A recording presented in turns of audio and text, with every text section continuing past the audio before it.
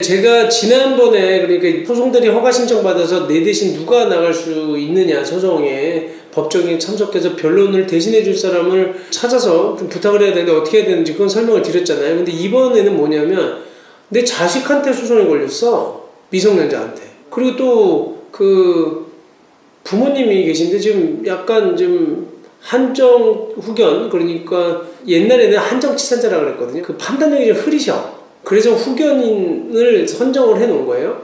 그 다음에 또 성년 후견이라는 것도 있거든요. 이거 판단력이 너무 좀 떨어지는 경우에는 피성년 후견이라고 하는데, 이런 경우에는 법원에, 가정법원에 가서 성년 후견인과 한정 후견인을 선정하는 절차가 있어요. 이 경우에 그럼 소송 어떻게 하느냐. 물론 쉬운 건 성년 후견이나 그 한정 후견을 받으신 분들의 경우에는 당연히 후견인이 가서 소송하면 돼요. 근데 이제 그렇지 않은 경우, 그러니까 미성년자인 경우에 그럼 어떻게 해야 되는지 걱정하시는 경우가 많거든요. 뭐 이거 미성년자인데 누가 가서 소송해야 되나? 애가 직접 가야 되나? 근데 또 미성년자가 결혼했으면 어떻게 해야 되나? 이 얘기 드리는 거예요. 우리나라에는 대리인의, 소송 대리인의 종류가, 사실 대리인이라는 게 뭐냐 하면 그 얘기 하나 드리고 갈까요? 내가 대리인입니다 라고 얘기하잖아요. 무슨 일을 시켰어. 가서 계약서를 좀 위임장 주면서 가서 대리인으로 계약하고 와 라고 할 때 그걸 대리인이라고 하는데, 항상 대리인은 글을 쓸 때요, 본인이 이승태예요 제가. 근데 우리 최성호 씨를 만약에 대리인으로 선정했으면 가서 계약서를 쓰거나 할 때 뭐라고 써야 되냐면 최성호 이렇게 쓰는 게 아니야. 본인이 나잖아요. 그러면 이승태의 대리인 최성우 하고 대리인의 도장을 찍는 거예요. 그래서 대신 내가 최성우 씨한테 위임을 해줬다는 거, 이 권한을 위임해줬다는 위임장을 첨부하는 겁니다. 거기에다가는 항상 본인의 대리인이라는 걸 꼭 표시를 해야 돼요. 그렇게 대리 표시를 안 하면 이건 무권 대리 행위가 돼요. 권한이 없는 대리, 무권 대리야. 그리고 또 하나는 내가 대리인으로 한번 일을 맡겼거든요. 그리고 나서 나는 그 집을 파는 계약, 사는 계약만 맡겼어. 그랬는데 나중에 나는 맡기지도 않은 집을 파는 것까지 본인이 가가지고 내 대리인인 것처럼 위임장 내고 행세를 했다. 이거는 한번 내가 대리를 줬다가 그때 철회 의사 표시를 했는데 상대편은 모르고 있을 때, 그런 경우나 아니면 권한을 넘는, 내가 준 권한을 넘는 그 대리를 한 거잖아요. 이런 경우에는 표현 대리라고 해요. 겉으로 볼 때는 대리권이 있는 것처럼 보여. 그 경우에 문제가 있거든요, 법률적으로. 그걸 어떻게 해결하는지는 뭐 나중에 다시 한번 얘기 드리겠지만, 자고가 대리는 그렇게 하는 거예요. 근데 그거는 일반적인 대리의 경우고, 그러면 소송 대리는 어떻게 하느냐, 지금 얘기 드리는 건 일반적인 모든 대리가 아니라 소송 대리는 미성년자의 경우에는 법정 대리인이 하는 거예요, 기본적으로. 그래서 이 법정 대리라고 하는 거는 본인의 의사에 하지 않고 대리인이 되는 경우. 그러니까 아까는 내가 최성우 씨한테 뭐 부탁할 때는 그때는 임의 대리야, 임의 대리. 법정의 반대말. 법에서 정해준 게 아니야. 임의로 내가 대리한 거잖아요. 임의 대리라고 하거든요. 근데 임의 대리인은 소송 대리인은 변호사도 임의 대리. 내가 위임을 했으니까 임의적으로 선정한 대리인이고, 또 개인의 경우에도 임의 대리가 될 수 있는 거거든요. 근데 법정 대리는 본인의 의사랑 관계없이 법으로 정해진 대리인이야. 이게 누구냐? 우리 미성년자의 경우에는 혼자서 소송을 못해요. 그렇기 때문에 부모님이 친권자가 법정 대리인이 되는 거예요. 미성년자나 피성년 후견, 그러니까 피성년 후견이라고 하는 거는 어떤 경우냐면 질병, 노령, 그 다음에 장애 등으로 그 밖에 정신적인 제약으로 인해서 사무를 처리할 능력이 지속적으로 결여된 자야. 한마디로 너무 판단을 할 수가 없어요. 이 사람들은 혼자서 소송 못해. 미성년자는 사실 머리는 똑똑해도 혼자 소송 못하도록 해놨어요. 아주 일정한 경우 빼놓고. 이 경우에는 법정 대리인이 반드시 나가서 소송 대리를 해줘야 돼요. 그렇지 않으면 효력이 없는 거지.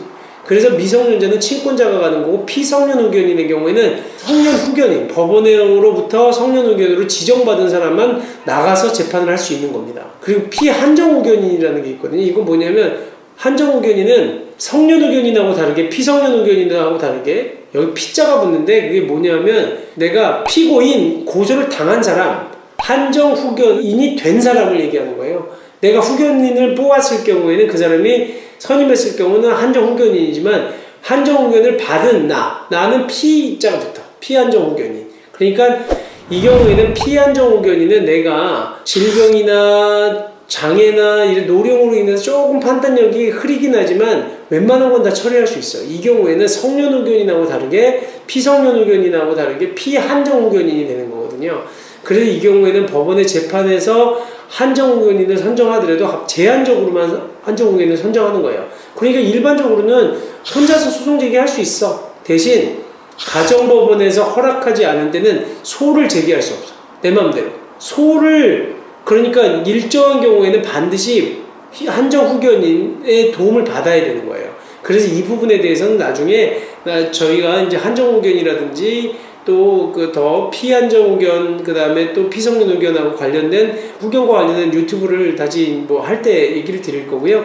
어쨌든 기본적으로 소송대리에서 얘기할 때는 이런 한정 후견인을 선정해 놓으셨거나 그 다음에 또 피성년 후견인의 성년 후견인을 선정해 놓으셨을 때는 이분들이 소송을 한다고만 생각하시면 쉬워요. 여기서 너무 어렵게 가지 말고. 그래서 한정 후견인이 법정 대리인이기 때문에 이분들이 소송을 하신다는 겁니다. 그리고 또 아까 제가 미성년자의 경우에는 법정 대리인이 친권자가 나가서 소송을 하셔야 된다고 그랬잖아. 근데 미성년자가 자기가 결혼을 했어. 결혼했으면 이미 성년이라고 보는 거예요. 이때는 결혼은 아들이 나가서 직접 하시면 돼. 성년 의제가 됐다고 하거든요.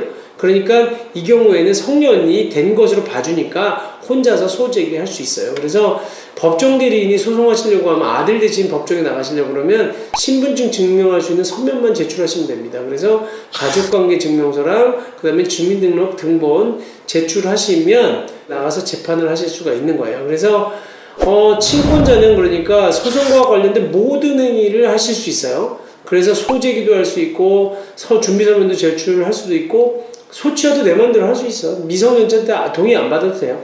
대신 후견인의 경우에는 법원의 허가를 받은 행위를 대리할 수 있는 거예요. 그러니까 후견인이 혼자 전부 다 할 수 있는 건 아니에요. 그러니까 혼자 다 할 수 있는 것은 법원의 허가를 받은 행위 내에서는 대리를 할 수 있지만 그렇지 않은 것들은 항상 법원의 후견인들이 알아서 허가를 받아서 진행을 합니다. 그래서 이렇게 지금 법정 대리인이 분명히 소송을 할 수 있지만 그래도 이 부분에 대해서는 그 가족관계 증명서라든지 주민등록등본 가져가셔서 내가 친권자인 거 확인하시고 또 피한정 후견인이나 피성년 후견인의 경우에 걱정 안 하셔도 돼요. 후견인이 나가서 재판하시면 되니까 이 정도까지만 알고 계시면 그 법정 대리인 미성년자에 대해서 친권자가 소송하실 수 있는 범위는 해결이 되는 겁니다.